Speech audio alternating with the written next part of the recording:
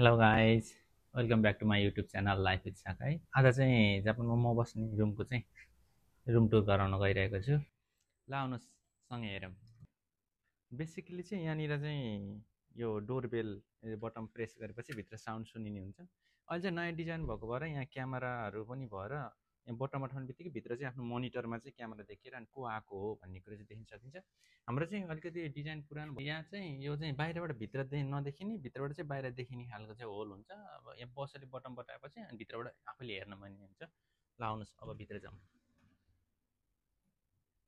त्यो इन्ट्रान्सको यो साइडमा चाहिँ जुत्ता राख्ने ठाउँ छ। हामीले चाहिँ यसरी राखेका छौँ। अब चाहिँ यहाँ 2 स्टेप छ, त्यही पनि नअटेर जुत्तामाथि जुत्ता खटाएर राखेका छौँ हामीले चाहिँ। अनि यो राइट साइडमा चाहिँ यहाँ तपाईँले यो देख्न सक्नुहुन्छ सबैभन्दा स्पेसल बिटिएसको फोटो छ। यो चाहिँ मेरो वाइफ चाहिँ बिटिएसको एकदम डाइट फ्यान भएको भएर चाहिँ उसले चाहिँ ढोकामा छिर्ने बित्तिकै यो राखेको छ। त्यसैको साइडमा यो भएको चाहिँ बाथरुममा तातो पानी र चिसो पानीको टेम्परेचर बढाउनको लागि चाहिँ राखेको हुन्छ। अहिले यो अन भएको भएर यसलाई चाहिँ मैले अनै राखिदिएँ। र आउनुहोस्, यो चाहिँ हाम्रो बाथरुम, यो चाहिँ टोइलेट। अनि यहाँ चाहिँ यहाँनिर चाहिँ यस्तो तेर्सो आकारको चाहिँ लाइट छ। मैले 3टै लाइट अन गरिदिएँ बाथरुम चाहे बाहिरको। यो चाहिँ हाम्रो बाथरुम। बेसिकली चाहिँ भित्र चाहिँ स्पेसल त्यस्तो केही छैन। यो चाहिँ बाथटब अनि यो चाहिँ सावर गर्ने यो ठाउँ हो। बाथटब चाहिँ अब बाथरुमको आफ्नो एरिया हेरिकन ठुलो सानो हुन्छ। मेरोमा चाहिँ यता सानो खालको छ। यो बाथरुमको साइडमा चाहिँ हाम्रो टोइलेट छ। त्यति ठुलो त छैन, सानो भएर नि म्यानेज गरेर राखेको छ। यहाँ चाहिँ यो टोइलेट पेपर सानो यो आफैले बनाएर यसमा चाहिँ म्यानेज गरेर राखेको टोइलेट हो। अनि बाथरुम टोइलेटको चाहिँ फ्रन्टमा चाहिँ मेरो किचन छ। 2जना मात्र भएको भएर चाहिँ सानो खालको डाइनिङ टेबल राखेको छु। यो चाहिँ फ्रिज भयो। यो राइस कुकर, चामल चाहिँ हामीले त्यस्तै तरिकाले राखेको छौँ। यो चाहिँ यो डेन्सी रेन्जी भयो। यहाँ चाहिँ भाँडाकुँडा राख्ने गरेर माथितिर चाहिँ। अनि त्यस्तै गरी यता चाहिँ भाँडा धुने ठाउँ। यो चाहिँ ग्यास भयो। ग्यास चाहिँ 2टा चुलो भएको छ। जापानमा चाहिँ सिलिन्डर नहुने भएको कारणले चाहिँ यो पाइपलाइनबाट ग्यास आउँछ। यो अन अफ गरेर अहिले चाहिँ अनै अवस्थामा छ। हामीले ग्यास बालेर हेर्न सकिन्छ। यो चाहिँ अफ गऱ्यो भने चाहिँ ग्यास बन्द। अनि यो चाहिँ ग्यासको माथि चाहिँ सजावटको लागि हामीले यसरी आइलाइकमा किचन अनि यो चलाउने कुराहरू, ढाडुहरू, चम्चाहरू यस्तै राखेको छौँ। अनि त्यस्तै गरी यो स्पेस रहेको भागलाई चाहिँ सजाएर यसरी राखेको छौँ। अनि यो किचनको साइडमा चाहिँ यहाँ मेरो मन्दिर होइन, यहाँ चाहिँ मन्दिर छ। अनि भगवान्को फोटोहरू, त्यस्तै गरी गीता भागवत खोट किताबहरू राखेको छु मैले चाहिँ। अनि त्यसको साइडमा रहेको स्पेसमा चाहिँ यो चाहिँ पानी फिल्टर हो। यो माथि चाहिँ पानी फेर्न मिल्ने छ। यो अहिले चाहिँ स्टक 2 भाँडा पानी स्टक छ। यहाँबाट चाहिँ पानी निकालेर खाने गरेको छु मैले चाहिँ। अब चाहिँ एउटा रुममा इन्ट्री गरौँ, आउनुहोस्।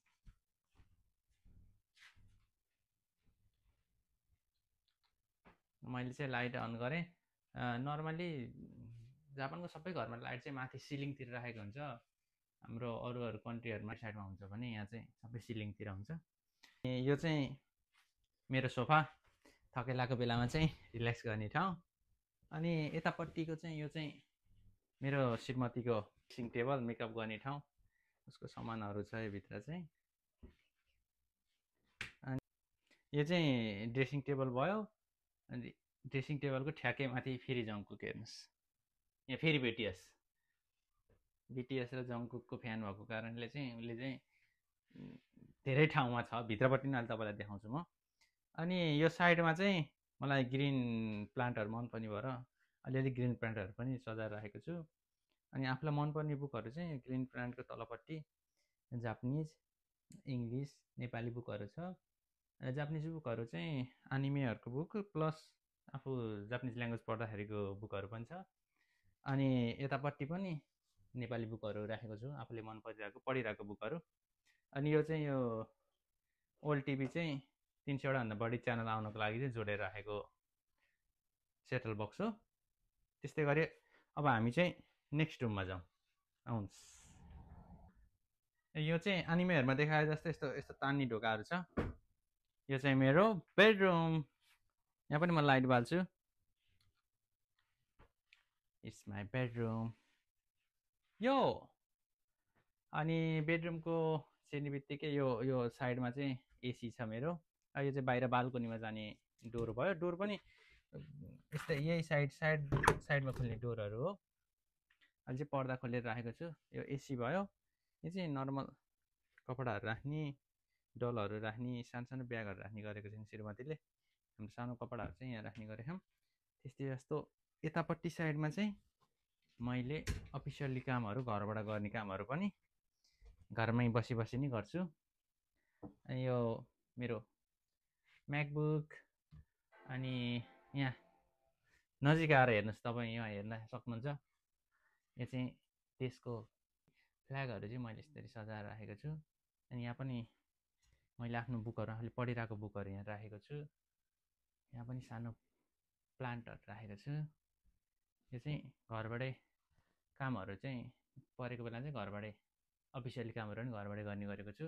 त्यस्तै गरी स्पेसल यहाँ तपाईँले देख्न सक्नुहुन्छ मेरो फेभरेट ग्लोभ। अनि यो चाहिँ फुरिन। त्यो चाहिँ अब होरी लगाएको बेलामा हल्लिने तरिकाको हो। भित्र चाहिँ खासै हावा त लाग्ने कुरो भएन, त्यही पनि यसको साउन्डले चाहिँ मन प्रफुल्ल हुन्छ। यो ग्लोभ घुनाइसकेपछि चाहिँ माथि देखिएको चाहिँ यो चाहिँ मेरो श्रीमतीले काम गर्ने ठाउँबाट प्राप्त गरेको चाहिँ सर्टिफिकेट हो। के भन्छ त्यो 3 स्टार लिडर। यो चाहिँ लिडरको लागि रहेछ। लिडरको लसनको लिडर भइसकेको छैन उनी। त्यस्तै यो मेरो यता छ यो टिकटक लाइट भइहाल्यो। टिकटक लाइटको साइडमा तपाईँले देख्न सक्नुहुन्छ गिटार। ओ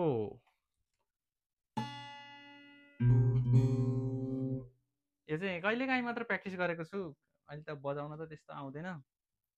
आफूलाई मनपर्ने भएको भएर गिटार राखेको छु। प्र्याक्टिस चाहिँ टाइम मिलाएर गरिरहेको छु। त्यस्तै यो चाहिँ यहाँ तपाईँले यत्रो रुम देखिसक्नुभयो। फर्स्टचोटि चाहिँ मेरो बार्सिलोनाको फ्यान भएको भएर मेरो एउटा सिट चाहिँ यता छ। त्यस्तै गरी अब उता फेरि घुमेर हेऱ्यौँ भने फेरि श्रीमतीको बिटिएस नै छ। एज वेल यो चाहिँ हाम्रो बेड। यो सेमी डबल साइज होला सायद, होइन? यो चाहिँ बेड। अनि यतापट्टि चाहिँ यो सुजहरू चाहिँ यहाँ राखिरहेको छ। यो मेरो र वाइफको दुईजनाकै यहाँ छ। यो चाहिँ नखोलेको सुजहरू हो सायद। अनि यो भित्तामा यो भएको चाहिँ यो जापानिज स्टाइलको चाहिँ यो भित्र सामान राख्ने ठाउँ हो। नर्मल्ली जापानमा चाहिँ बेड नभइकन मान्छेहरू भुइँमा सुतेको हुन्छ। तपाईँहरूले एनिमेतिर पनि देख्नुहुन्छ होला भुइँमा सुतेको। यो चाहिँ त्यसको लागि चाहिँ बेलुका सुतेपछि थन्काउने ठाउँहरू हो। हामी चाहिँ बेड राखेको भएर चाहिँ यो भित्र चाहिँ नर्मल नचाहिने सामान मात्र राखेका छौँ। त्यही भएर प्रायः युज चाहिँ गरिरहेको छैनौँ। ओके, त्यस्तै यहाँ चाहिँ फेरि एउटा सानो प्लान्ट छ मेरो, क्युट छ। अनि यहाँ चाहिँ यो चार्जर, मोबाइल चार्जरहरू चार्ज गर्ने सर्ट भएको भएर यहाँ चाहिँ राखेको छौँ। त्यस्तै यो चाहिँ अघिदेखि एउटा मैले बटन मात्र अठाइरहेको छु, होइन? यो चाहिँ लाइटको रिमोट हो है। ओके, ओएल अब बाँकी के रह्यो भन्दाखेरि साँच्ची बाहिर यो अघि मैले बाहिर चाहिँ खासै म्यानेज गर्न पाएको छैन, होइन? यो बाहिर चाहिँ हाम्रो कपडा धुने ठाउँ, कपडा सुकाउने ठाउँ छ, बाल्कनी छ सायद। यति स्पेसको बाल्कनी छ। कहिलेकाहीँ जाडो महिनामा कफी लिएर म बाहिर गएर चेयर राखेर बाहिरको नजर हेर्दै चिया पिउने गर्छु। यो चाहिँ मेरो बेडरुम। अनि यो चाहिँ लिभिङ रुम। त्यस्तै त्यो किचन, टोयलेट, बाथरुम, अनि त्यो चाहिँ मेन डोर। अनि त्यस्तै स्पेसल यो चाहिँ मेरो सर्टिफिकेटहरू हो, होइन? आफूले गेन गरेको सर्टिफिकेटहरू चाहिँ यहाँ मैले भित्तामा सजाएर राखेको छु। त्यस्तै गरी 7 आवर्स यहाँ भयो। 7 आवर्सलाई सजाएर राखेको छु। अनि त्यो चाहिँ मेरो डाँट हान्ने ठाउँ। त्यस्तै उहाँ सानो राखेको चाहिँ श्रीमान श्रीमतीको सानो जुत्ता हो। ओके, यहाँभित्र पनि ह्याङ्गरहरू, भित्र सामान राख्ने ठाउँ छ। सोफा भएको कारणले चाहिँ यो पनि खासै हामीले युज गरेको छैनौँ। यो यही हो मेरो 2टा रुम र किचन भएको जापानमा बस्दै गरेको room. Okay, thank you very much सबैजनालाई लाइक कमेन्ट र सेयर गरिदिनु होला। अनि त्यस्तै गरी सब्सक्राइब गर्न चाहिँ नभुल्नु होला। By by.